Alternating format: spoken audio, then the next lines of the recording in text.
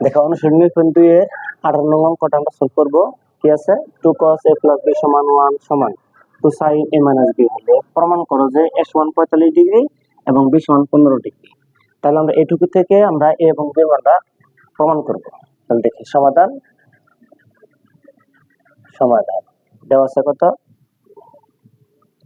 দেওয়া আছে 2 cos। দেখো 2 cos a plus b সমান 1 সমান 2 sin a minus b সমান 1। তার মানে কি এইটুকু মান 1, এটুকু মান 1। দেওয়া আছে কত 2 cos a plus b সমান 1। তাহলে এখানে 2 আছে গুণ, তাহলে পাশে ভাগ করে দিলে আমরা 2 cos a plus b সমান 1 বাই কত 2, এর পাশে 2 গুণ ভাগ হয়ে গেল।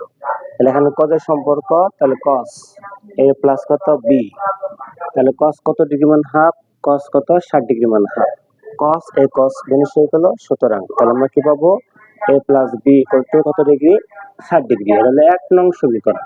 দেখো এইটুকু মান আমরা করে ফেললাম, এন্ড বাকিটুকু থাকলো। আবার কি আছে বলো 2 sin a minus b সমান কত 1, এইটুকুর মান 1। এপাশে 2 গুণ, তাহলে এখানে ভাগ করে দাও, তাহলে sin a minus b সমান 1 বাই কত 2।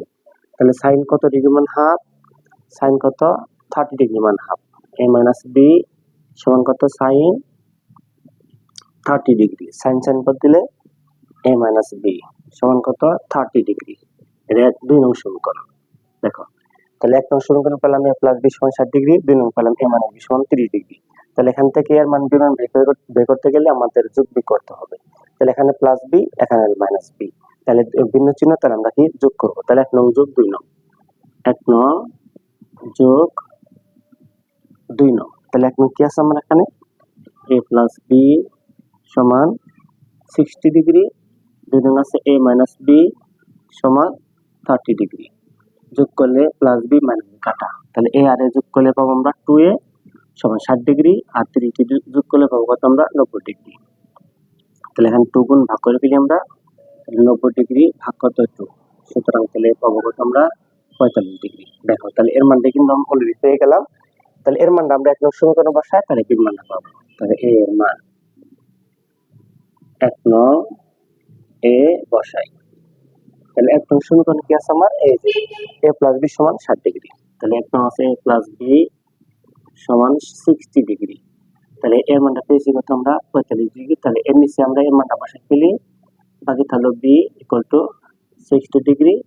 তাহলে b সমান 60 degree plus 45 degree minus 45 degree. সুতরাং তাহলে b পাবো কত 60 থেকে 45 বাদ দিলে পাবো কত 15 ডিগ্রি। দেখো তাহলে এর মানটা পেলাম কত 45 ডিগ্রি, b পেলাম কত আমরা 15 ডিগ্রি। নির্ণয়